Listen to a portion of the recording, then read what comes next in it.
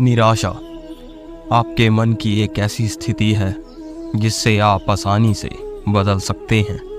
सिर्फ एक व्यक्ति ही आपको आगे लेकर जाएगा और वो है स्वयं आप। कोई भी इस दुनिया में सिवाय आपके ऐसा नहीं कर सकता कि आपको वह जिंदगी भर आगे की ओर ले जाए। या तो आप खुद को ही आगे की ओर ले जाकर ईश्वर का ध्यान करते हुए हमेशा ईश्वर का साथ प्राप्त कर सकते हैं, परंतु अगर आप केवल यही सोचेंगे कि कोई व्यक्ति आकर आपके जीवन को या आपको आगे की ओर लेकर जाएगा, तो आप बहुत गलत सोच रहे हैं, क्योंकि ऐसा होना संभव ही नहीं है। आपके भीतर जैसी सोच चलती रहती है, आपके जीवन में भी वैसे ही विचार आते हैं और आप अपने विचारों के तरह ही बनते जाते हैं। क्योंकि जब भी हमें कुछ अच्छा या बुरा लगता है तो हम वैसा ही करते हैं। उसी प्रकार हम वैसा करते करते उसी तरह के या उसी तरह के व्यक्तित्व वाले व्यक्ति को बनने के लिए तैयार कर देते हैं, जो कि हम यह भी नहीं देख पाते कि हम खुद पर क्या कर रहे हैं या क्या नहीं। इस संसार में आपका अपना केवल समय है। यदि वह सही है तो सब आपके साथ हैं, परंतु जैसे ही आपका समय आपके अनुकूल नहीं रहेगा, वैसे ही आपके रिश्ते और आपके मित्र आपके अनुकूल नहीं रहेंगे और आप अपनी मानसिकता के साथ साथ अपने गलत विचारों के काबू में आकर अपनी मानसिक स्थिति समझ नहीं पाएंगे। और अपने आप को तो संभालना बाद की बात है, आप पहले बाहरी दुनिया के विचारों को सुनकर ही नहीं संभल पाएंगे। परंतु आप यह नहीं समझ सकते कि बाहरी दुनिया हमारे जीवन में महत्वपूर्ण नहीं रखती, बल्कि हम अपने जीवन में अपने आप को क्या महत्व देते हैं, इससे हमारे पूरे जीवन पर प्रभाव पड़ता है। जो व्यक्ति मौन और एकांत में समय व्यतीत करता है, वह अवश्य ही जीवन की असली सच्चाई को जान सकता है, क्योंकि आत्मा ही हमारे शरीर में विराजमान होती है। यह एक ऐसी ऊर्जा है, अगर आप इसे अपने जीवन में अच्छे विचारों और ध्यान के साथ इसका सही इस्तेमाल करेंगे, तो आपको यह ज़मीन से आसमान पर ले जाने में समय नहीं लगाएगा।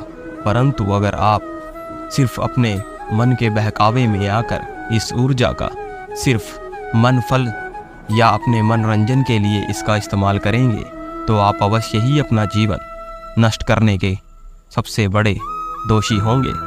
क्योंकि जो व्यक्ति दूसरों को देखकर या दूसरों का अपमान करके बहुत ही मनोरंजन का हास्य प्राप्त करता है, उसे यह नहीं पता लगता कि कभी भी किसी का स्वभाव किस प्रकार उसके आने वाले जीवन पर प्रभाव डाल सकता है।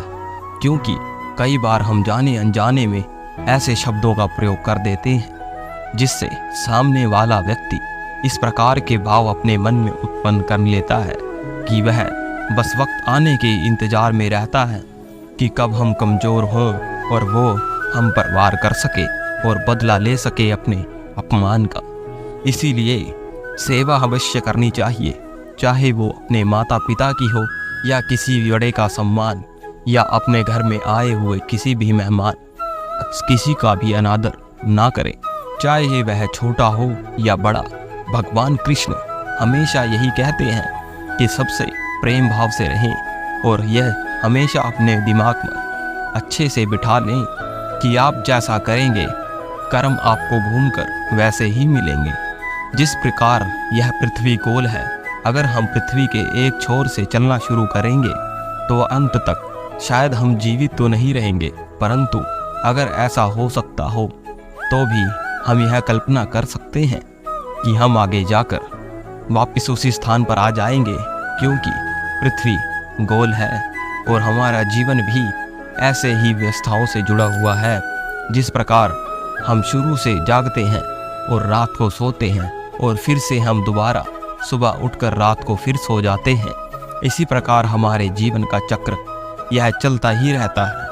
और हमें वह समझाने की कोशिश करता है कि हमारा हर नया दिन हर नया जीवन होता है, या हर नए जीवन हमें नए विचार और नया समय देते हैं कि आप अपने आप को सुधार सकें। अन्यथा आपके आने वाले समय में आपको बहुत ही कठिनाइयों का सामना करना पड़ सकता है। क्योंकि जिस प्रकार मुंह सिर्फ एक है और कान दो हैं, इसका मतलब यही है कि यह हमें सिखा रहा है कि बोलना कम चाहिए और सुनना ज़्यादा।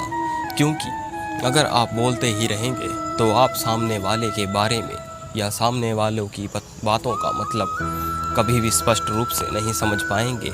जिस प्रकार आपने देखा होगा या आप चाहें तो इसे ज़रूर करके देखें, एक मिट्टी वाले पानी को एक साफ कांच के गिलास में रख दें। जब तक आप उसको हिलाते रहेंगे वह पानी गंदा ही रहेगा, लेकिन अगर आप उसे कुछ दिनों के लिए एकांत में बिना हिलाए एक स्थिर जगह पर रख देंगे और वह देखेंगे आप कि निश्चित ही वह बिल्कुल साफ हो चुका है और उसकी मिट्टी नीचे बैठ चुकी है, जिससे आप ऊपर के पानी को अलग कर सकते हैं। परंतु अगर हम यह अपने जीवन में अपना लें तो हम भी इसी प्रकार अपने जीवन में गलत विचारों और गलत संगति को भी त्याग सकते हैं, और यह त्यागते ही हम अपने राह में आने वाले कांटों को त्याग देते हैं।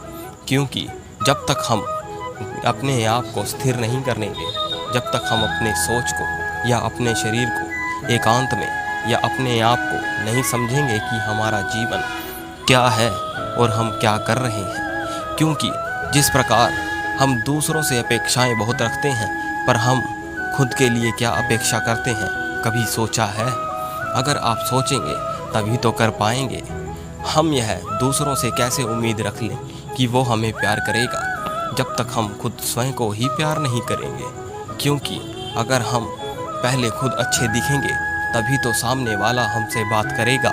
अगर हम खुद स्वयं को ऐसे ही मैले कपड़ों में और मैले विचारों के साथ सबके सामने जाएंगे तो अवश्य ही लोग हमें गलत और धुतकार देंगे। क्योंकि जिस प्रकार आजकल के लोग दोगले होते हैं, परंतु वह मुंह पर मिठास रखकर ही दूसरों का दिल जीतते हैं और दूसरों को यह दिखाते हैं कि मैं बहुत ही प्यारा इंसान हूँ, और आप अगर उनके साथ रहेंगे तो वह आपके बहुत काम आएगा। परंतु जो व्यक्ति शांत रहकर चतुराइयों को पढ़ सकता है वह अपने जीवन में कुछ भी कर सकता है। इसीलिए ज़्यादा मीठे लोगों से दूर रहें। कहा जाता है कि नमक कड़वा ज़रूर होता है, परंतु नमक से कभी किसी का नुकसान नहीं हुआ। क्योंकि जो भी व्यक्ति किसी का नमक खाकर अगर उससे गद्दारी करता है तो वह अवश्य ही अपने जीवन में नमक को जहर की तरह घोल लेता है। परंतु जिस प्रकार नमक में कभी कीड़े नहीं पड़ते, इसीलिए कहते हैं कि बेशक अगर कोई आपके मुंह पर कड़वा बोलता है या आपको हर गलती पर टोकता है तो इसका मतलब यही है कि उससे ज़्यादा अच्छा मित्र आपका कोई नहीं हो सकता। और आप अपने जीवन में ऐसे ही सुधार लाएं। क्योंकि ज़्यादा बोलने से अच्छा है कि ज़्यादा सुन लेना। कई बार हमें चुप रहने में ही हमारी भलाई होती है, क्योंकि चुप रहकर हम उसको एक ही शब्द में चुप कराने का साहस भी रख सकते हैं। इसीलिए सदैव अपने मन और अपने आप को संतोष के साथ रखिए। अपने विचारों पर संतोष और कंट्रोल रखिए, ताकि संतोष एक ऐसी चीज़ है जो हमारे जीवन में लालच नहीं पैदा होने देती।